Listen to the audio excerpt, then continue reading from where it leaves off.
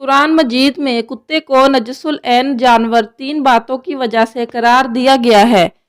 پہلی فطرت یہ ہے کہ وہ اس وقت کہ جب اللہ تعالیٰ اپنی رحمتوں کا نزول شروع کرتا ہے، اپنی نعمتوں کی بارش کرتا ہے، تو وہ اس وقت اوندھے منہ پڑ کر سو جاتا ہے، یعنی ساری رات جاگتا رہے گا، اور جس وقت اللہ کی رحمتوں کا نزول شروع ہوتا ہے تب اس جانور پر نیند کا غلبہ آ جاتا ہے۔ دوسری فطرت یہ ہے کہ وہ اپنے ہم جنس کو دیکھ کر ہمیشہ بھونکے گا، نفرت کا اظہار کرے گا۔ تیسری فطرت یہ ہے کہ وہ اپنی غذائی ضرورت پوری کرنے کے بعد بچی کھچی غذا زمین میں گڑھا کھود کر اس میں دفن کر دیتا ہے تاکہ یہ غذا کسی اور کے کام نہ آ سکے۔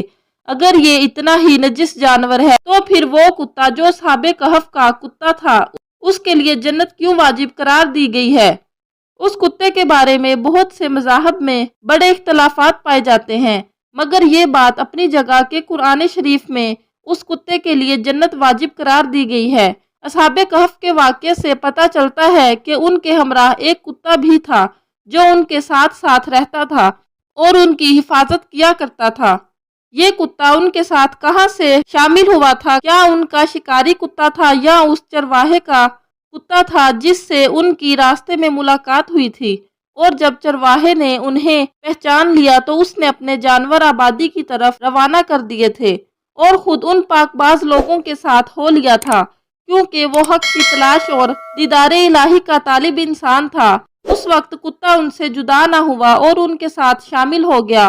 پھر جب دشمن غار کے قریب آئے تو اس کتے نے اپنی فطرت کے مطابق بھونکنا چاہا، مگر پھر ایک دم رک گیا اور سر نیچے کر کے بیٹھ گیا۔ دشمن نے جب دیکھا تو وہاں سے یہ کہتے ہوئے گزر گئے کہ اگر یہاں کوئی انسان ہوتا تو یہ جانور ضرور بھونکتا۔ اس کتے نے اپنی فطرت کو چھوڑا۔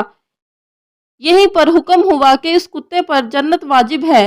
میرے محترم عزیز دوستوں، یہ تمام باتیں تفصیل سے بتانے کا مقصد یہ تھا کہ جب یہ بحث چل رہی تھی تو میرے ذہن میں ایک عجیب سی کشمکش تھی، ایک عجیب سی بے چینی تھی۔ جن فطرتوں کی وجہ سے کتے کو نجس العین قرار دیا گیا، وہ ساری فطرتیں، وہ ساری عادتیں تو مجھے کسی اور مخلوق میں بھی واضح طور پر نظر آتی ہیں۔ کیا یہ سب باتیں، یہ سب عادتیں ہم جسے اشرف المخلوقات کے نام سے جانتے ہیں ان میں نہیں پائی جاتی؟ میں اور آپ اس عادت کا یا اس فطرت کا شکار نہیں ہیں؟ ساری رات اپنی بے جا مصروفیات کی وجہ سے جاگ کر طلوع آفتاب کے وقت سو جانا کیا میری اور آپ کی روٹین کا حصہ نہیں ہے؟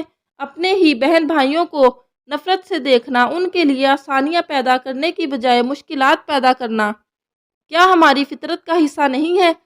اپنی غذائی ضروریات پوری کرنے کے بعد کھانے کو فریج جیسی مشین میں محفوظ کر لینا اور بعد میں ضرورت نہ پڑنے پر ضائع کر دینا ہمارا روز کا معمول نہیں ہے؟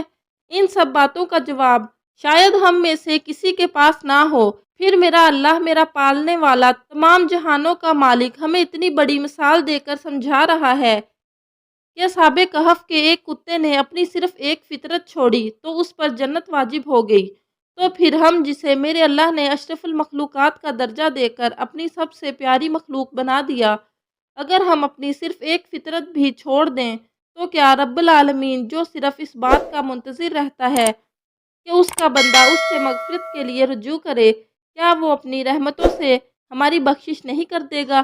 یقیناً کرے گا۔